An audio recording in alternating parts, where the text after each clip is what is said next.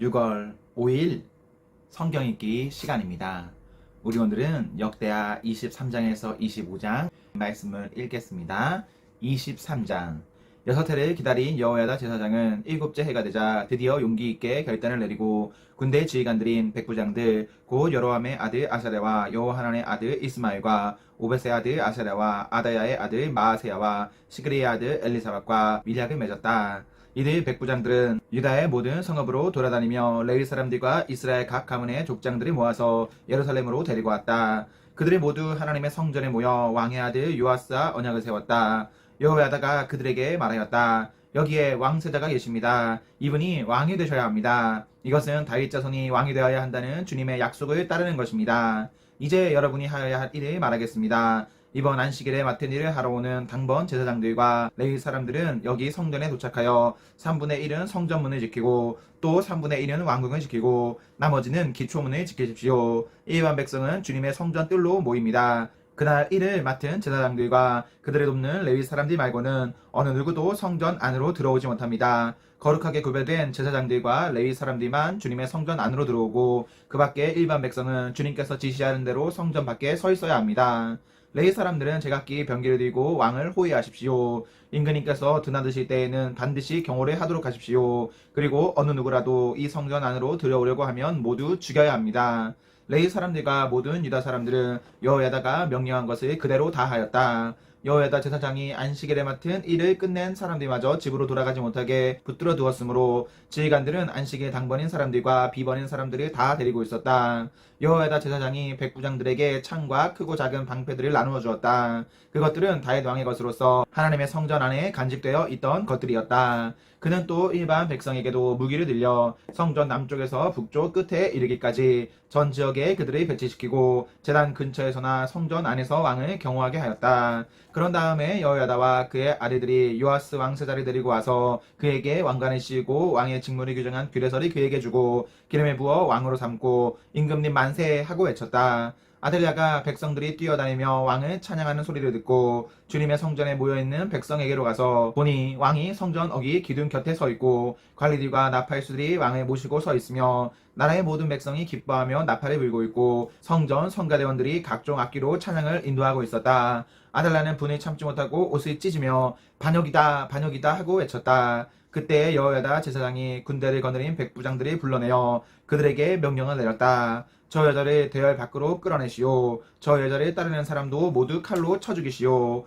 여호야다는 주님의 성전 안에서는 그 여자를 죽이지 말라고 하였다. 그래서 그들은 그 여자를 이끌고 왕궁 마레문 어기로 들어가 거기에서 그 여자를 처형하였다. 그런 다음에 여호야다는 자신과 백성과 왕이 주님의 백성이 되는 언약을 세웠다. 그렇게 하고 난 다음에 모든 백성이 바알 신전으로 몰려가서 그 신전을 허물고 제단들이 뒤엎고 신상들이 완전히 부수어버렸다. 또 그들은 거기 제단 앞에서 바알에 맞단 제사장을 죽였다. 여호야다는 주님의 성전을 돌보는 일을 정하여 그것을 레위 사람 제사장들이 관리하도록 맡겼다. 모세의 율법에 기록된 대로 주님께 번제를 드리고 즐거운 노래로 주님을 찬양하는 이러한 이들은 본래 다윗이 성전 안에서 일하는 레위 사람 제사장들에게 맡긴 임무였다. 여호야다는 또한 주님의 성전 문마다 문지기를 두어 부정한 사람은 아무도 들어오지 못하게 하였다. 여호야다는 백부장들과 귀족들과 백성의 지도자들과 그 땅의 모든 백성과 함께 왕을 호위하여 주님의 성전에서 데리고 나와서 윗문을 지나 왕궁으로 가서 왕을 왕좌에 앉히니 그 땅의 모든 백성들이 기뻐하였다. 아달랴가 살해된 뒤로 도성은 평온히 되찾았다.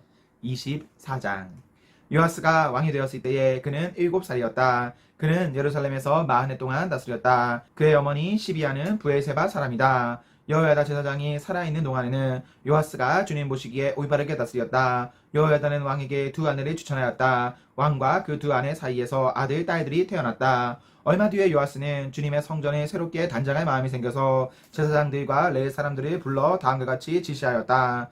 유다의 여러 성읍으로 두루 다니면서 모든 이스라엘 사람들에게서 해마다 돈을 거두어 하나님의 성전을 보수하도록 하시오. 지체하지 말고 곧 실시하시오. 그러나 레위 사람들이 곧바로 움직이지 아니하자 왕이 여호야다 대제사장을 불러 추궁하였다. 대제사장은 왜 레위 사람들에게 유다와 예루살렘에서 세금을 거둬들이라고 요구하지 않았소? 그 세금은 주님의 종 모세와 이스라엘 회중이 증거의 장막을 위하여 백성에게 부과한 것이 아니요. 그 사악한 여인 아달랴가 자기 아들들을 시켜서 하나님의 성전에 부수고 들어가게 하였고 또 그 안에 있던 성문들까지 꺼내다가 바알에게 바치게 하였기 때문에 성전 보수를 서둘러야만 하였다. 왕은 명령을 내려서 궤 하나를 만들어 주님의 성전 문 밖에 놓게 하고 유다와 예루살렘에 선포하여 하나님의 종 모세가 광야에서 이스라엘이 바치도록 정한 세금을 주님께 드리도록 하였다. 지도자들과 백성이 모두 기꺼이 돈을 가지고 와서 궤가 가득 찰 때까지 거기에 돈을 던져 넣었다. 궤가 차면 레위 사람들이 그 궤를 왕궁 관리들에게로 가지고 갔는데 거기에 많은 액수의 돈이 찬 것을 그들에게 보여주면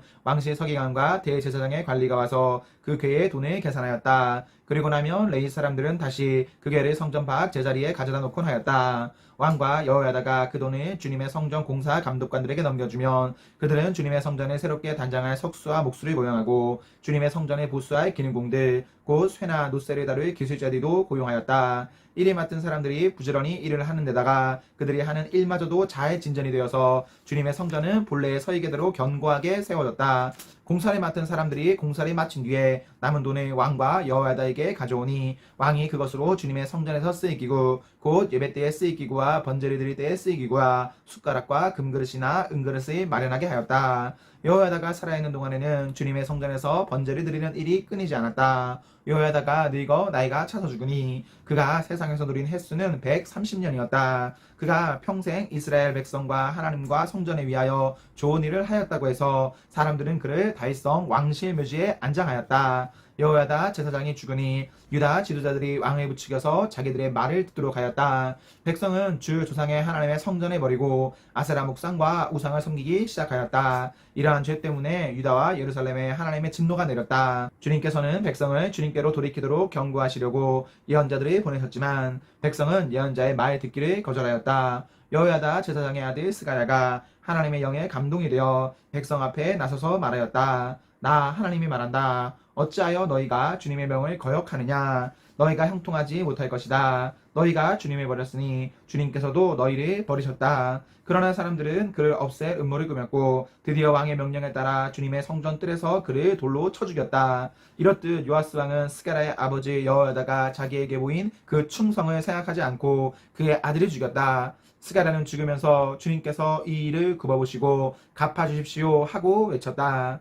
해가 바뀔 무렵에 시리아 군대가 요아스를 치러 진군하였다. 그들은 유다와 예루살렘을 점령하고 백성의 지도자들을 죽이고 노력한 물건은 다마스쿠스에 있는 자기들의 왕에게로 보냈다. 시리아 군대는 수가 얼마 되지 않았다. 그러나 주님께서는 유다 백성이 주 조상의 하나님을 버린 것을 못마땅하게 여기셔서 그 적은 수의 시리아 군대가 유다의 대군과 싸워 이기게 하셨다. 이렇게 요아스에게 심판이 내려졌던 것이다. 시리아 군대는 요아스에게 심한 타격을 입히고 물러갔다. 요아스의 신복들은 요아스가 여호야다의 아들 스가랴 제사장을 죽인 일에 반감을 품고 요아스가 잠을 자고 있는 동안에 그를 죽이고 말았다. 요아스는 이렇게 죽고 말았다. 그는 다윗성에 묻히기는 하였으나 왕실 묘지에 안장되지는 못하였다. 요아스에게 반란을 일으킨 사람은 암몬 여인 시므아스의 아들 사밧과 모압 여인 시므릿의 아들 여호사밧이다. 요아스의 아내들의 이야기와 요아스가 중대한 경책을 받은 것과 하나님의 성전에 보수한 사적은 모두 열왕기 주석에 기록되어 있다. 그의 아들 아마샤가 그의 뒤를 이어 왕이 되었다.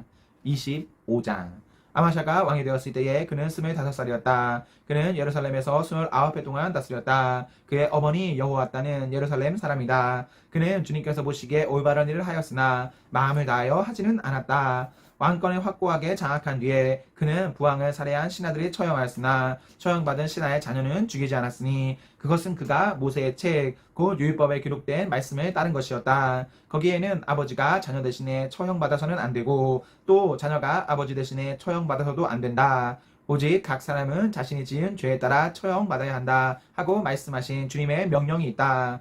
아마샤는 유다 지파와 베냐민 지파 사람들을 그들의 소속된 가문별로 군대 단위로 조직하고 그들 위해 군대의 지휘관인 천부장과 백부장을 임명하여 세웠다. 이 군대 조직에 편성된 사람들은 20살 이상이 된 남자들로서 모두 30만 명이나 되었다. 이 사람들은 창과 방패로 무장하고 전쟁터에 나갈 수 있는 장정들이었다. 이 밖에도 그는 은 100달란트를 주고 북왕국 이스라엘에서 용감한 군인 10만 명을 고용하였다. 그러나 어떤 하나님의 사람이 아마샤에게 가서 말하였다. 임금님께서는 이스라엘 군대를 데리고 가지 마십시오. 주님께서는 북왕국 이스라엘 곧 에브라임 자손과 함께 계시지 않으십니다. 그런데도 임금님께서는 북이스라엘 군대를 데리고 출동하시거든 힘써 싸워보십시오. 하나님께서는 임금님이 대적들 앞에서 엎어지게 하실 것입니다. 하나님께서는 임금님을 이기게도 하실 수 있고 지게도 하실 수 있습니다. 아마샤가 하나님의 사람에게 물었다. 북이스라엘 군인을 고용하느라고 지불한 은 100달란트는 어떻게 하면 좋겠습니까?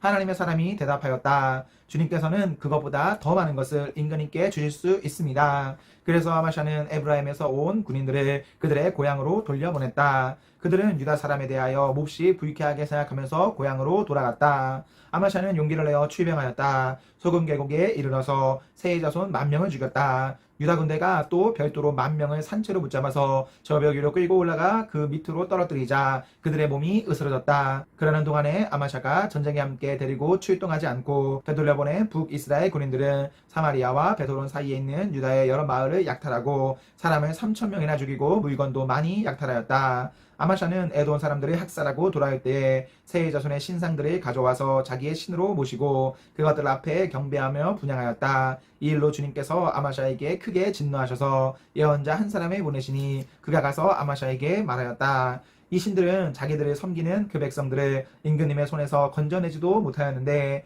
임금님께서는 이 신들에게 미시니 어찌 된 일입니까? 예언자가 이렇게 말머리를 꺼냈는데 왕이 그의 말을 가로막으면서 우리가 언제 너를 왕의 고문으로 추대하였느냐? 맞아 죽지 않으려거든 그쳐라 하고 호통을 쳤다. 그러자 예언자는 이렇게 말하고 그쳤다. 임금님께서 나의 충고를 받지 않고 이렇게 하시는 것을 보니 하나님께서 임금님을 망하게 하시기로 결심하셨다는 것을 이제야 알 것 같습니다. 유다왕 아마샤가 참모들과 함께 이스라엘에 대항할 모의를 하고 예후의 손자요 여호아스의 아들인 이스라엘의 여호아스 왕에게 전령을 보내어서 서로 직접 만나 힘을 겨루어 보자고 제안하였다. 이스라엘의 여호아스 왕은 유다의 아마샤 왕에게 사람을 보내어서 회답하였다. 레바논의 가시나무가 레바논의 백향목에게 전가를 보내어서 백향목의 딸을 며느리로 달라고 청원하는 것을 보고 레바논의 뒷짐승이 지나가다가 그 가시를 짓밟은 일이 있습니다. 당신은 에돔을 쳐부수었다는 것을 스스로 대견스럽게 여겨 자랑하면서 건방지게 우쭐대지만 차라리 당신 궁전에 그대로 머물러 있으면 별 탈이 없을 터인데 어찌하여 당신은 당신 자신과 유다를 함께 멸망시킬 화근을 스스로 불러들이고 있습니까? 그가 이렇게 말하여도 아마샤는 들으려 하지 않았다. 그러나 이것은 하나님께서 하신 일이다. 유다 사람들이 에돔 신들의 뜻을 물음으로 하나님께서 유다 사람들을 여호아스 손에 넘겨주시려고 아마샤의 마음을 그렇게 만든 것이다. 이스라엘의 여호아스 왕이 올라와서 유다의 아마샤 왕을 맞아 유다의 베스메스에서 대치하였다. 그러나 유다 군대는 이스라엘 군대에게 패하여 뿔뿔이 흩어져 자기들의 집으로 도망가고 말았다. 이스라엘의 여호아스 왕은 베스메스에서 아하시아의 손자요 요아스의 아들인 유다의 아마샤 왕을 사로잡아서 예루살렘으로 들어왔다. 그는 예루살렘 성벽을 에브라임 문에서부터 성 모퉁이 문에 이르기까지 400자 길이의 성벽을 허물어버렸다. 그는 또 하나님의 성전 안에서 오벳 에돔에 지키고 있는 모든 금과 은과 그릇들을 약탈하고 왕궁의 보물 창고를 약탈하고 사람까지 보임으로 잡아서 사마리아로 돌아갔다.